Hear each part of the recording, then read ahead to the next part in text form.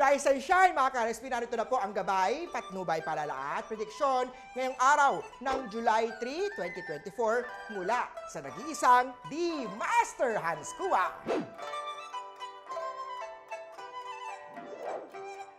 Para sa pinanganak ng Year of the Rat, walang mangyayari kung nagkukulong ka lang lagi sa tahanan sa bahay mo. Lumabas at makipag-socialize para may makilala. Ingat-ingat lang tayo sa online dating at baka ma-scam ka ng fake na profile or mga catfish na nauuso ngayon. Ka-filter lang yan. Gold at 8 ang swerte kay Year of the Rat.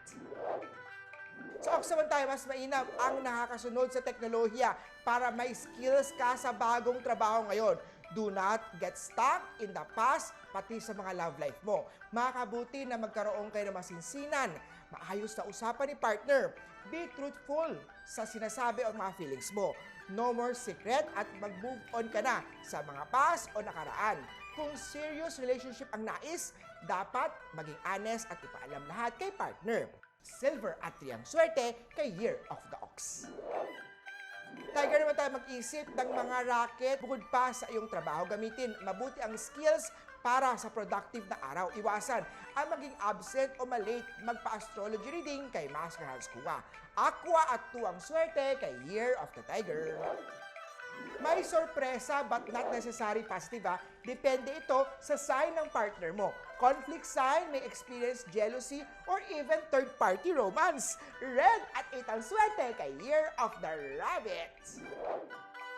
Sa Dragon naman tayo, kahit long-distance relationship, patuloy lang ang pag-uusap at communication nyo through video calls. Kung maraming excuses para mag-video call at kung lagi nanghihingi ng pabor financially, naku, mag-isip-isip tayo, baka scammer nga yan! Ingat kayo, Magenta at 5 ang swerte kay Year of Dragon.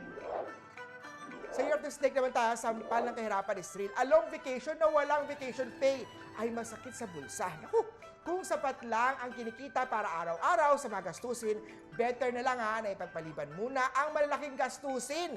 Kagaya ng mga bonggang bakasyon. Maraming ibang ways para makapag-recharge o makaalis ng stress na hindi naman kailangan na mabongga o magastos o malaking gastusan ng pera. Red at 8 ang swerte kay Year of the Snake. Sa horse naman tayo huwag kalimutan ang mga special days ng minamahal. Kagaya, especially ng birthday, anniversary, mga holidays, surpresahin ng regalo para ipakita kay sweetheart kung gaano mo siya ka-love. Red at 6 ang swerte kay Year of the Horsey. Sa goat naman tayo, very crucial ang sincerity sa mag-partner. Open up all your feelings or complain kung meron ka nito sa iyong sweetheart o kabiyak. Huwag mang-away to avoid disrupting the peace and harmony. Blue at 3 ang swerte kay Year of the Goat.